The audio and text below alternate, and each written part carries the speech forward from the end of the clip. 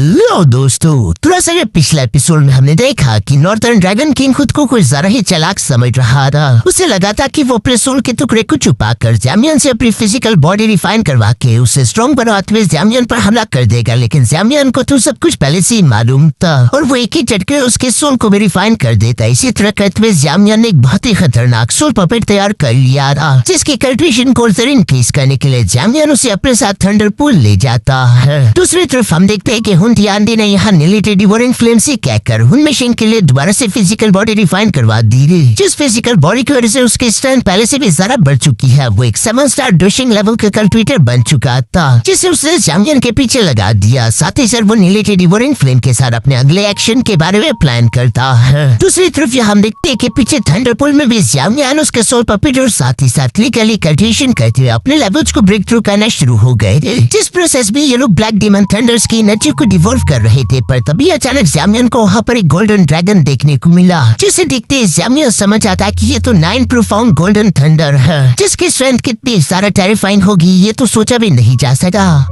अब आगे तो नेक्स्ट एपिसोड की शुरुआत यहाँ पर बिल्कुल उसी सीन से शुरू होती है, जहाँ थंडरपूल का पानी साइडों पर हट चुका था और जैमियन को गहराई में मौजूद गोल्डन ड्रैगन देखने को मिलता है, जो कि एक प्लेटफॉर्म पर सोया हुआ था। उसके आसपास बहुत सारे ब्लैक डीमन थंडर्स भी थे। जिस गोल्डन ड्रैगन को पहचानती जैमियन कहता है कि ये तो बहुत ही पावरफुल पिल थंडर है, जो कि सिर्फ तभी समन होता है जब कोई क्लास 9 की गोल्डन पिल बनाता है। इसे 9 प्रोफाउंड गोल्डन लाइटिंग कहते हैं। तभी अचानक लिटरली भी जैमियन की बॉडी से बाहर की तरफ निकल आया, जहाँ वो भी ये सब देख रहा था। दूसरी तरफ जैमियन अपने मन में सोच रहा था, ये थंडर फोर्स बहुत ही टेरिफाइंग पावर रही है। अगर इसकी स्ट्रेंथ का अंदाजा लगाया जाए तो ये प्यूरिफाइंग डिमोनिक लोटस फ्लेम के बराबर की होगी, या फिर हो सकता है कि ये नीली डिवोरिंग फ्लेम जितनी ताकतवर हो, जो कि हेमली फ्लेम रैंकिंग लिस्ट में सेकंड रैंक पर आती है। जब जब भी ये 9 प्रोफाउंड गोल्डन लाइटनिंग समन हुए, तब इसने पूरे हेमन और साथ ही साथ धरती को हिला डाला था। कोई मामूली डोशिंग लेवल का कल्टिवेटर तो इसके सामने एक सेकंड के लिए भी टिक नहीं सकता, वो फौरन से राख में बदल जाएगा। यहाँ जब जैमियन परेशान हो रहा था तो दूसरी तरफ हम देखते हैं कि लिटरली तो ये देखकर खुशी से पागल होने लगा और वो 9 प्रोफाउंड गोल्डन लाइटनिंग की तरफ बढ़ने लगा था, ताकि वो उसे भी डिवॉल्व कर सके। लेकिन तभी अचानक जैमियन उसे पकड़कर पीछे की तरफ खींचते हुए कहता है कि इतनी भी जल्दबाजी मत करो। हाँ, बेशक ये गोल्डन ड्रैगन घर जरूर लग रहा है, लेकिन अभी भी इसकी स्ट्रेंथ बहुत ही ज्यादा टेरिफाइंग है। इसकी बॉडी से निकलने वाला और मुझे लगता है कि जरूर 7 स्टार डोशिंग लेवल का होगा, क्योंकि जैमियन तो अभी 5 स्टार डोशिंग के मिड स्टेज पर था। इसलिए जैमियन सोच रहा था कि हम इसे नींद से जगाने की गलती नहीं कर सकते। अगर ये नींद से जाग गया तो हमारे लिए मुश्किलें पैदा हो जाएगी। जैमियन यहाँ पर ये सब कह रहा था, तभी अचानक हम देखते हैं कि यहाँ उस गोल्डन ड्रैगन के आसपास मौजूद ब्लैक डीमन थंडर जैमियन को देख लेते हैं, जो कि जैमियन की तरफ गुस्से से बढ़ने लगे। जैमियन तो जानता है कि ये अच्छा नहीं है। हम देखते हैं कि वो यहाँ पर सोल पपेट और लिटरली को लेकर वहाँ से भागने की कोशिश करने लगा, जबकि सारे के सारे ब्लैक डीमन थंडर्स भी उनके पीछे पड़ गए थे। लिटरली ये सब देखकर हीरो बनने की कोशिश करता है और हम देखते हैं कि वो फौरन बीच में रुककर जोर से चिल्लाते हुए कहता है कि ये वाह, और ये कहते उसने ब्लैक डीमन थंडर्स को डिवॉल्व करने की कोशिश की, लेकिन उन ब्लैक डीमन थंडर्स की तादाद ज्यादा थी, जो कि यहाँ लिटरली के पीछे भी पहुंच चुके थे और इससे पहले कि वो लिटरली पर हमला कर पाते। तभी जैमियन 3000 थंडर टेक्निक का इस्तेमाल करते तेजी के साथ मूव करके फौरन से लिटरली को बीच में से निकालकर बाहर ले आता है। साथ ही साथ जैमियन लिटरली से कह रहा था कि इनके साथ उलझने की कोई जरूरत नहीं। ये कहते हुए जैमियन लिटरली को लेकर यहाँ से बाहर निकलने की अपनी पूरी कोशिश कर रहा था, पर वो सारे ब्लैक डीमन थंडर्स अभी भी इनका पीछा कर रहे थे। और यहाँ लोगों के शोर की वजह से हम देखते हैं कि नीचे की तरफ मौजूद उस गोल्डन ड्रैगन की आंखें थोड़ी थोड़ी करके हिल रही थी। दूसरी तरफ लिटरली यहाँ जैमियन से कह रहा था, क्या है तुम बात क्यों रहे हो? ये ब्लैक डीमन थंडर हमारे लिए इतना भी बड़ा खतरा नहीं। जिस पर जैमियन जवाब देते हुए कहता है कि हाँ, तुमने सही कहा, ये ब्लैक डीमन थंडर वैसे तो नॉर्मली हमारे लिए खतरा नहीं थे, लेकिन अगर इनके साथ फाइट करने की वजह से नीचे की तरफ मौजूद वो 9 प्रोफाउंड गोल्डन लाइटनिंग जाग गई, जिस गोल्डन ड्रैगन की स्ट्रेंथ कम से कम भी 7 स्टार डोशिंग लेवल की है, तो बताओ उसका मुकाबला कौन करेगा? जैमियन अभी यहाँ ये कह ही रहा था कि तभी अचानक एक पावरफुल गोल्डन प्रेशर इन लोगों पर पड़ना शुरू हो जाता है। जिस गोल्डन प्रेशर को महसूस करके तो जैमियन परेशान होते हुए कहता है कि नहीं, ये अच्छा नहीं हुआ। जैमियन का बस इतना कह रही था कि तभी अचानक जैमियन के पीछे वही गोल्डन ड्रैगन आ चुका था, जो कि नींद से जाग चुका है और वो गुस्से से दौड़ने लगा, जिसके दौड़ने से वहाँ पर काफी खतरनाक थंडर एनर्जी चारों तरफ फैलने लगी है, जिससे जैमियन अपनी फ्लेम की पावर का इस्तेमाल करते हुए ब्लॉक करने की कोशिश कर रहा था। साथ ही साथ वो फौरन से अपने सोल पपेट और लिटरली को लेकर यहाँ से भागने की कोशिश करने लगा। जिस दौरान हम देखते हैं कि जैमियन ने अपने बोन विंग्स भी बाहर निकाल लिए थे, थे ताकि वो अपनी रफ्तार को इंक्रीज कर सके। लेकिन चूंकि उस गोल्डन ड्रैगन की नजर अब जैमियन पर पड़ चुकी थी तो वो उसे शायद जाने नहीं देने वाला, और इसलिए हम देखते हैं कि वो अपने मुंह में गोल्डन एनर्जी इकट्ठा करते हुए फिर उसे ड्रैगन ब्रेथ टेक्निक का इस्तेमाल करते हुए जैमियन पर अटैक कर देता है। जिस अटैक को जैमियन के लिए रोकना डिफिकल्ट था, इसलिए हम देखते हैं कि नॉर्थ किंग फिर उसे सामने की तरफ आते हुए यहाँ उस एनर्जी अटैक को अपनी ही बॉडी का इस्तेमाल करते हुए ब्लॉक करने लगा। जिस वजह से हम देखते हैं कि यहाँ नॉर्थ किंग की बॉडी के अंदर भी यहाँ वो गोल्डन एनर्जी एब्सॉर्ब होना शुरू हो गई थी, जिस गोल्डन थंडर की वजह से उसकी बॉडी में क्रैक्स आने शुरू हो गए थे। साथ ही साथ उसकी कल्टिवेशन भी बढ़ने लगी है। जैमियन ये सब देख रहा था। दूसरी तरफ हम देखते हैं कि वो गोल्डन ड्रैगन अभी भी रुकने का नाम नहीं ले रहा था, बल्कि वो अपने सेकंड ड्रैगन ब्रेथ टेक्निक को रेडी करके जैमियन पर दोबारा से हमला करने के लिए तैयार होने लगा। जो देखकर जैमियन भी फिर से फीनिक्स एंड ड्रैगन ब्लड का इस्तेमाल करते हुए यहाँ अपनी बॉडी के सामने एक बहुत बड़ा ड्रैगन स्केल शील्ड क्रिएट कर देता है ताकि जैमियन उस ड्रैगन ब्रेथ टेक्निक को ब्लॉक कर सके। जो करने में जैमियन कामयाब भी हो जाता है। तभी अचानक हम देखते हैं कि कुछ ग्रीन कलर के स्पिरिचुअल एनर्जी इकट्ठा होते हुए यहाँ उस गोल्डन ड्रैगन की बॉडी के अंदर इंटर होने लगी। जो देखकर तो उस गोल्डन ड्रैगन ने मजबूरी में हमला करना बंद कर दिया और वो वापस से नीचे की तरफ जाके उसी अल्टर पर जाकर सोने लगता है। जहाँ पर हम देखते हैं कि बिल्कुल पहले की तरह एक बार फिर से ब्लैक डीमन थंडर्स ने उससे गार्ड करना शुरू कर दिया। जैमियन भी ये सब देख रहा था। वो फिर से अपने सोल पपेट को अपने स्टोरेज बैग के अंदर रखते हुए अपने बोन विंग्स डीएक्टिवेट कर देता है और वो यहाँ से बाहर जाने की सोच रहा था, पर तभी अचानक उसने नोट किया स्पिरिचुअल एनर्जी इकट्ठा होते हुए यहाँ उस गोल्डन ड्रैगन की बॉडी के अंदर इंटर कर रही थी। जो देखकर जैमियन कहने लगा कि अच्छा तो ये बात है, ये 9 profound golden lighting spiritual energy अपनी बॉडी के अंदर इकट्ठा कर रही है, इसी वजह से ये इस कमजोर हालत में पहुंच गई। हालांकि वो भी इतना ज्यादा ताकतवर है, लेकिन फिर भी ये उसकी सबसे ज्यादा कमजोर स्टेट है। और ये काम असल में 9 प्रोफाउंड गोल्डन लाइटिंग इसलिए कर रही है ताकि वो अपनी इंटेलिजेंस क्रिएट कर सके, जैसे कि प्यूरिफाइंग डिमोनिक लोटस फ्लेम के पास और नीलिटी डिवोरिंग फ्लेम के पास अपनी इंटेलिजेंस है। दूसरी तरफ जैमियन भी यहाँ पर उस गोल्डन ड्रैगन को देखते हुए अपने मन में कह रहा था क्योंकि ये इस कमजोर स्टेट में मौजूद है तो ये बिल्कुल परफेक्ट अपॉर्चुनिटी होगी। अगर मैंने इसे अपना गुलाम बना लिया तो ये फाइट में मेरा ट्रम्प कार्ड बन सकता है। जैमियन की ये बात सुनकर तो लिटरली भी काफी ज्यादा खुश हो गया था और वो खुशी के साथ ये बात चिल्लाते हुए तेजी से उस गोल्डन ड्रैगन की तरफ बढ़ने लगा था, पर तभी अचानक जैमियन उसे रुकते हुए कहता है कि रुक जाओ, मैं तो बस सिर्फ बोल रहा था। अगर हमने इस तरह से इसकी पावर को डिवॉल्व कर लिया तो बताओ कि आखिर हम उन हाल ऑफ सोल वालों से अलग कैसे होंगे। हमने भी तो इस गोल्डन ड्रैगन की कमजोरी का फायदा उठाते हुए जबरदस्ती इसकी फोर्स को डिवॉल्व किया होगा। जो सुनकर तो लिटरली का मुंह बन जाता है। वो अपने मन में सोच रहा होगा कि ये बंदा और इसके असूल ये किसी दिन हमें मरवाएंगे। यहाँ जब ये दोनों इसी तरह की बातें कर ही रहे थे तभी अचानक हम देखते हैं कि वो गोल्डन ड्रैगन दोबारा से होश में आ गया और वो दर्द से तड़पते हुए हवा में आना शुरू कर देता, जहाँ उसकी बॉडी से काफी खतरनाक एनर्जी अनलीश हो रही थी। असल में ये 9 प्रोफाउंड गोल्डन लाइटिंग बहुत ही ज्यादा ताकतवर होती है, इसलिए इसके लिए स्पिरिचुअल इंटेलिजेंस क्रिएट करना बहुत ही ज्यादा डिफिकल्ट हो रहा है। इवन इतना डिफिकल्ट कि अगर ऐसे ही चल रहा तो इसकी जान भी जा सकती है। जैमियन भी ये सब देख रहा था और वह हैरान होते हुए कहता है कितना टेरिफाइंग बैकलैश। अब बस समझा कि एंशिएंट बुद्धि ट्री जो कि इतनी ज्यादा ताकतवर है फिर भी वो अपने स्पिरिचुअल इंटेलिजेंस खुद की क्रिएट क्यों नहीं करती, क्योंकि जो चीज जितनी ज्यादा ताकतवर होगी और वो अपना स्पिरिचुअल इंटेलिजेंस क्रिएट करने की कोशिश करेगी तो उसे उतना ही ज्यादा खतरनाक बैकलैश भी झेलने को मिलेगा। यहाँ पर उसी बैकलैश की वजह से हम देखते हैं कि गोल्डन ड्रैगन की बॉडी टूट रही थी और वो दर्द से तड़प रहा था, जो देखकर नीचे की तरफ मौजूद ब्लैक डीमन पाइथन्स पूरा से हवा में आकर यहाँ उस गोल्डन ड्रैगन की बॉडी के आसपास गोल गोल घूमना शुरू कर देते हैं ताकि वो उसकी मदद कर सके। और हम देखते हैं कि उस डिस्ट्रक्टिव फोर्स की वजह से इन ब्लैक डीमन पाइथन की बॉडी भी एक्सप्लोड कर रही थी और ये थंडर एनर्जी में कन्वर्ट होते हुए गोल्डन ड्रैगन की बॉडी के अंदर इंटर हो रहे थे, जिसकी वजह से उसकी बॉडी थोड़ी बहुत रिकवर कर रही है। यानी कि ये खुद को सेक्रीफाइस करके उस गोल्डन ड्रैगन की मदद कर रहे थे ताकि वो अपनी स्पिरिचुअल इंटेलिजेंस क्रिएट कर ले, फिर चाहे इन सबकी जान ही क्यों ना चली जाए। जैमियन भी ये सब देख रहा था, लेकिन दूसरी तरफ हम देखते हैं कि उस गोल्डन ड्रैगन को ये बात बिल्कुल भी अच्छी नहीं लग रही कि उसकी वजह से उसके अपने ही लोगों की जान जा रही है जिन्हें वो प्रोटेक्ट करना चाहता था। इसलिए हवा में वो उनकी आवाज में चिल्लाते हुए कहता है कि रुक जाओ, और हाँ वो बेस की लैंग्वेज भी कह रहा था, जिस पर वो सारे के सारे ब्लैक डीमन थंडर्स पीछे की तरफ दिखने लगे और ये गोल्डन ड्रैगन हवा की ऊंचाइयों में अकेले ही जाना शुरू कर देता है। लेकिन उसकी बॉडी पर लगने वाली डिस्ट्रक्टिव फोर्स इतनी ज्यादा खतरनाक थी कि वो जरा हवा में नहीं जा पाता और वो अचानक से नीचे की तरफ वापस आ गिरने लगता है। जो सब देखकर जैमियन को भी अब उसके लिए बुरा लग रहा था। वो उदास होते हुए कहता है कि कितनी अफसोस की बात है, क्योंकि ये 9 प्रोफाउंड गोल्डन लाइटिंग खुद को एडवांस सिर्फ इसलिए करना चाहती थी ताकि ये अपनों की हिफाजत कर सके, पर इसने जब देखा कि इसके स्पिरिचुअल इंटेलिजेंस बनाने के चक्कर में इसके अपने ही लोगों की जान जा रही है तो इसने हार मान ली और इसी वजह से ये जमीन पर आ गिरा।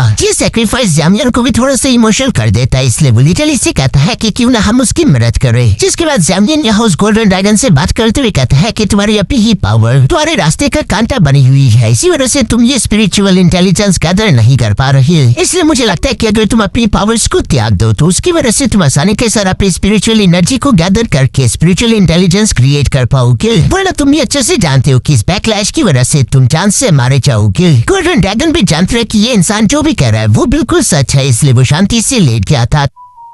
दूसरी तरफ जामियान उस गोल्डन ड्रैगन के सामने आते हुए अपनी एनर्जी का इस्तेमाल करते हुए उस गोल्डन ड्रैगन की पावर को निकालना शुरू कर देता है, जिसके खिलाफ ये गोल्डन ड्रैगन भी रेजिस्ट नहीं कर रहा था। और अचानक से हम देखते हैं कि उस गोल्डन ड्रैगन की बॉडी के अंदर से उसकी टेरिफाइंग डिस्ट्रक्टिव पावर निकल कर बाहर की तरफ आ गई, जो कि बहुत ही ज्यादा खतरनाक लग रही थी। जिसे हवा में देखकर जामियान लिटरली से कहता है कि लिटरली अब जाओ तुम्हारी बारी। जामियान की ये बात सुनते लिटरली खुशी खुशी फोन से आगे की तरफ बढ़ती हुई ये चिल्लाकर यहाँ उस गोल्डन डिस्ट्रक्टिव पावर को डिवॉल्व करना शुरू कर देता है। जैसे जैसे लिटरली उस गोल्डन डिस्ट्रक्टिव पावर को डिवॉल्व कर रहा था, यहाँ जामियान की एनर्जी भी इंक्रीज हो रही थी। उसकी बॉडी से भी बहुत ही पावरफुल गोल्डन एनर्जी अनलीश हो रही है, इसलिए जामियान फौरन से वहीं पर बैठकर कल्टिवेशन करना शुरू कर चुका। इसी तरह करते करते कुछ देर बाद हम देखते हैं कि लिटरली ने आखिरकार 9 प्रोफाउंड गोल्डन लाइटिंग के सारे पावर को डिवॉल्व कर लिया था। और जैसे जैसे लिटरली उस 9 प्रोफाउंड गोल्डन लाइटिंग को डिवॉल्व कर रहा था, उसकी बॉडी पर भी यहाँ ड्रैगन मार्क बन रहा है। दूसरी तरफ हम देखते हैं कि उस एनर्जी की वजह से जामियान की भी कल्टिवेशन बूस्ट हो रही थी। वो 5 स्टार डोशिंग लेवल की पीक पर पहुंच चुका था। दूसरी तरफ जामियान देखता है कि वो 9 प्रोफाउंड गोल्डन लाइटनिंग ड्रैगन अब काफी ज्यादा कमजोर हो चुका है, उसकी कल्टिवेशन गिर चुकी थी। इसलिए हम देखते हैं कि जामियान यहाँ पर उसकी स्पिरिचुअल एनर्जी गैदर करने में उसकी मदद करने लगा, जहाँ पहले से इस बार काफी तेजी के साथ स्पिरिचुअल एनर्जी इकट्ठा हो रही है। मानो जैसे कि उस गोल्डन ड्रैगन की बॉडी के आसपास स्पिरिचुअल एनर्जी का एक बवंडर आ चुका हो, और ये सारी स्पिरिचुअल एनर्जी धीरे धीरे करके गोल्डन ड्रैगन की बॉडी के अंदर इंटर कर रही थी। और आखिरकार हम देखते हैं कि यहाँ गोल्डन ड्रैगन की खुद की स्पिरिचुअल इंटेलिजेंस बन जाती है, जिसे कामयाब होते हुए देखकर जामियान भी बहुत ज्यादा खुश हो गया था। दूसरी तरफ वो गोल्डन ड्रैगन भी खुश होते हुए जामियान के पास आकर उसके आसपास घूमने लगा, जैसे मानो वो जामियान का शुक्रिया अदा कर रहा हो। दूसरी तरफ जामियान भी उसके सर पर हाथ फेरते हुए कहता है कि कांग्रेचुलेशन, अब इस पूरे के पूरे हेवन और अर्थ में तुम वो अकेले 9 प्रोफाउंड गोल्डन लाइटिंग हो जिसके पास अपने स्पिरिचुअल इंटेलिजेंस है। जो सब कहने के बाद जामियान लिटरली को लेते हुए यहाँ उस गोल्डन ड्रैगन को अलविदा करके फौरन थंडरपूल से वापस की तरफ रवाना हो गया। इसके बाद सीन शिफ्ट होकर दूसरी तरफ ईस्टर्न आइलैंड पर आ जाता है, जिसका नाम अब चेंज कर दिया गया था। अभी ये कंप्लीट ड्रैगन आइलैंड है, कोई भी east west north and south नहीं है, बल्कि ये है कंप्लीट ड्रैगन आइलैंड, क्योंकि सिया ने चारों आइलैंड्स को अब रीयूनाइट कर दिया था। इसी वजह से एंशिएंट मोई ड्रैगन क्लैन की तरक्की बहुत ही तेजी से हो रही थी। इनके सोल्जर्स की तादाद भी पहले से कई गुना ज्यादा तेजी के साथ बढ़ने लगी है, क्योंकि चारों ड्रैगन आइलैंड के जितने भी सोल्जर्स थे अब वो कंबाइन होकर एक हो चुके हैं। और ऐसे ही बहुत सारे ड्रैगन सोल्जर्स थे जिन्होंने किसी भी आइलैंड का साथ नहीं दिया था, वो पूरी तरीके से अलग थे क्योंकि वो लड़ना नहीं चाहते थे। और अब चूंकि सब कुछ ठीक हो चुका है तो वो सब भी वापस आ गए। जामियान ये सारी तरक्की देखकर खुश होते हुए कह रहा था कि अगर ऐसे ही चलता रहा तो जिया की लीडरशिप के रहते हुए एंशिएंट वर्ल्ड क्लैन जल्दी दोबारा से रिकवर कर लेगा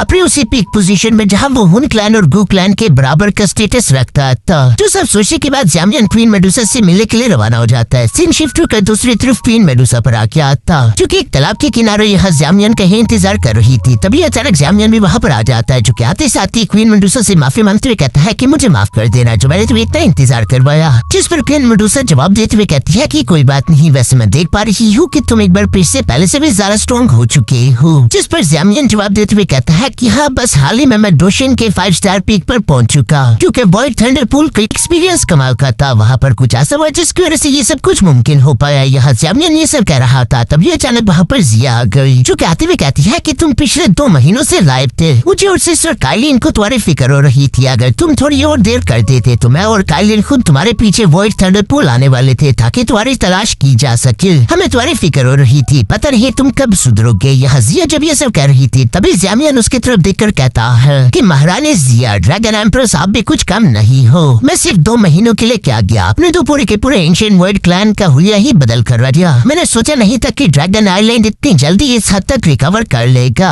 अपनी तारीफ सुनकर जिया भी खुश होते हुए कहती है कि हाँ, मेरे होते हुए तो ये होना ही था। जामियान भी दूसरी तरफ खुश होते हुए कहता है कि चलो अच्छा ही है कि एंशिएंट वर्ल्ड क्लैन की ट्रेन दोबारा से पटरी पर आ चुकी है। तुम्हारी लीडरशिप के होते हुए ये लोग यकीनन और ज्यादा तरक्की करेंगे। जो सब कहने के बाद जामियान क्वीन मेडुसा की तरफ देखकर कहता है कि अब हमारे अलायंस वापस जाने का समय आ चुका है, इसलिए हम दोनों को भी निकलना चाहिए। जो सुनकर जिया हैरान होते हुए कहती है कि इतनी जल्दी। वैसे तो वो जामियान को रोकना चाहती थी, लेकिन चूंकि वो सोचती है कि स्काई मैंशन अलायंस ने अभी हाल ऑफ सोल से लड़ाई की है और उन्हें हराया है, तो उनके लिए फिलहाल ये एक नाजुक समय है। किसी भी टाइम हाल ऑफ सोल वापस से कम बैक करते हुए आ रहा है। इसलिए जामियन वाकई में तुम यहाँ पर रहना अफोर्ड नहीं कर सकते, तुम्हें स्काई मेंशन अलायंस ही जाना होगा। पर जाने से पहले मैं तुम्हें कुछ देना चाहती हूँ। और ये कहती जिया ने अपने पास से एक टोकन निकाल लिया था, जिसे वो जामियन को देते हुए कहती है कि ये है एंशिएंट वर्ल्ड ड्रैगन ट्राइब का अलायंस टोकन। जब जामियन तुम वापस से स्काई मेंशन अलायंस चले जाओ तो प्लीज ये अलायंस टोकन अपने मास्टर याओलो को दे देना। उन्हें बता देना कि हमारा एंशिएंट वर्ल्ड क्लैन भी अब से स्काई मेंशन अलायंस का हिस्सा है,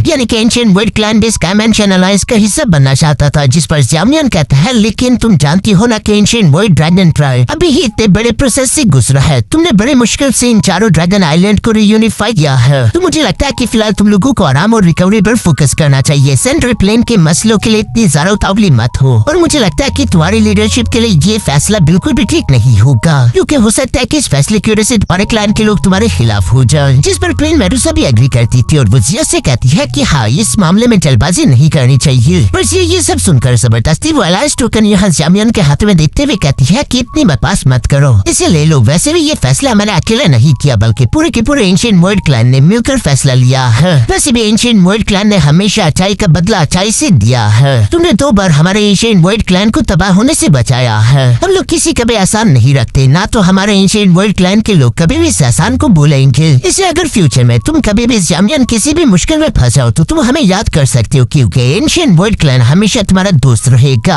हम तुम्हारे लिए अपनी जान भी देने के लिए तैयार है। जामियन तो ये सुनकर काफी जरा खुश हो जाता है। वो अपने मन में खुश होते हुए जिया की तरफ देखकर कह रहा था कि ये लड़की कितनी बड़ी हो चुकी है, इसका बचपना खत्म हो गया। यहाँ जामियन जब ये सब सोच रहा था तभी अचानक जिया मुस्कुराते हुए कहती है कि वैसे ये अल्फाज मेरे नहीं है, ये सब कुछ तो हमारे एल्डर्स ने कहा था, मैंने तो बस सिर्फ उन्हीं की बातें रिपीट करके यहाँ तुम्हें छेप दी। जो सुनकर जामियन भी मुस्कुराते हुए यहाँ उस टोकन को अपने पास रखकर कहता है कि अच्छा ठीक है, मेरी तरफ से सारे एल्डर्स को ग्रीट जरूर करना, और अगर मुझे मौका मिला तो मैं वापस एंशिएंट वर्ल्ड क्लैन तुमसे मिलने के लिए जरूर आऊंगा। अभी काइलिन और मुझे यहाँ से रवाना होना होगा। जो कहते जामियन यहाँ जिया को अलविदा करके पीछे की तरफ पलटते हुए एक पोर्टल ओपन कर देता है, जिसमें क्वीन मेडुसा और जामियन जाने लगे थे। पीछे की तरफ से यहाँ जिया पे हाथ हिलाते उन्हें अलविदा कर रही थी, साथ ही साथ उसके चेहरे पर उदासी साफ साफ देखी जा रही है। जहाँ वो जामियन से अलग होने पर जरा भी खुश नहीं थी। इसके बाद सीन शिफ्ट होकर दूसरी तरफ स्टार फॉलिंग पिलियन पर आ जाता है। जामियन क्वीन मेडुसा के साथ वापस लौट आया था और वो मास्टर याओलो को देखकर फौरन से उन्हें ग्रीट करने लगा। मास्टर याओलो भी जामियन को वापस आता हुआ देखकर खुश होते हुए कहता है तो आखिरकार तुम वापस आ गए। साथ ही वो क्वीन मेडुसा की तरफ देखकर कहता है तो तुम्हारा भी लेवल ब्रेक थ्रू हो गया है, मुझे देखकर अच्छा लगा। क्वीन मेडुसा जानती रही कि मास्टर याओलो और जामियन अकेले में बात करना चाहेंगे, इसलिए वो इन दोनों को अकेले छोड़कर वहाँ से चली गई। जिसके जाने के बाद जामियन यहाँ पर सबसे पहले मास्टर याओलो से यही सवाल करता है कि इस अरसे में कहीं अलायंस पर कोई खतरा तो नहीं आया था, अलायंस सेफ तो है ना। जिस पर मास्टर याओलो जवाब देते हुए कहता है कि जब तुम चले गए थे और लंबे अरसे तक वापस नहीं आए तो मुझे तुम्हारी फिक्र होने लगी थी, इसलिए मैंने पॉइजन गर्ल और मिस किलिन को तुम्हारे पीछे 9 सीरीन डीप अंडरग्राउंड पाइथन ट्राइब भेज दिया था, ताकि वो दोनों वहाँ की सिचुएशन का पता लगा सके। और मुझे जानने को मिला कि तुम तो वहाँ से एंशिएंट वर्ल्ड ड्रैगन क्लैन जा चुके हो, जिसने मुझे और भी जरा परेशान कर दिया था। लेकिन चूंकि अब तुम सही सलामत वापस आ चुके तो मुझे खुशी है, और इसका मतलब यही होगा कि एंशिएंट वर्ल्ड क्लैन का जो भी मामला था वो सही सलामत सुलझ गया है। जो सुनकर जामियन यहाँ चेहरा लटकाते हुए कहता है कि ये एंशिएंट वर्ल्ड क्लैन के हिस्ट्री का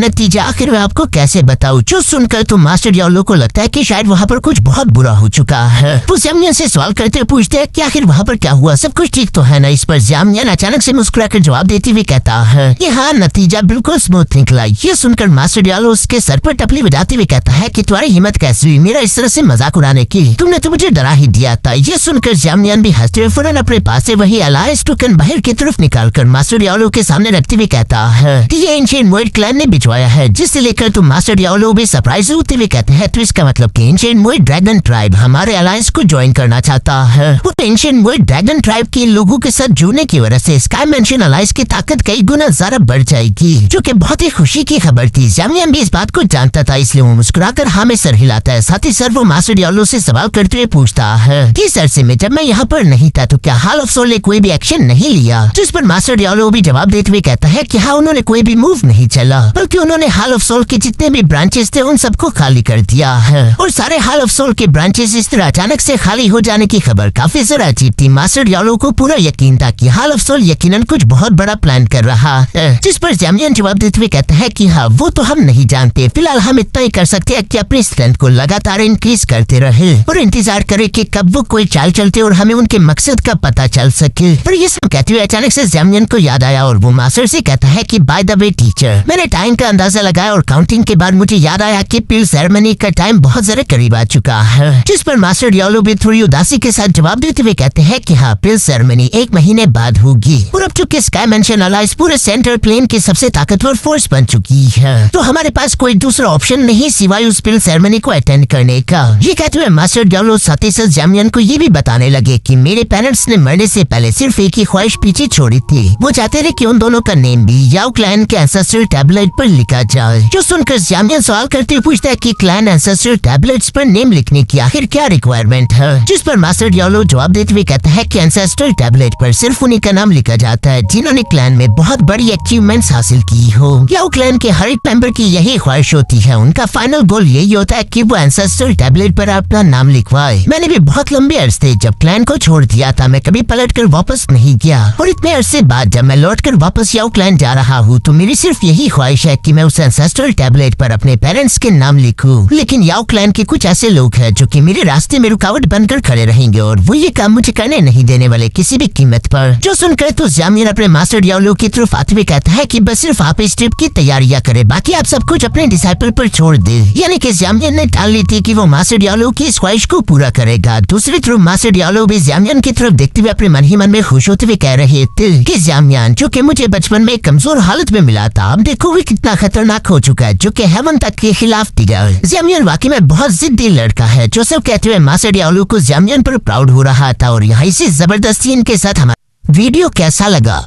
कमेंट में जरूर बताएं। अगर पसंद आए तो लाइक और सब्सक्राइब करना ना भूलें।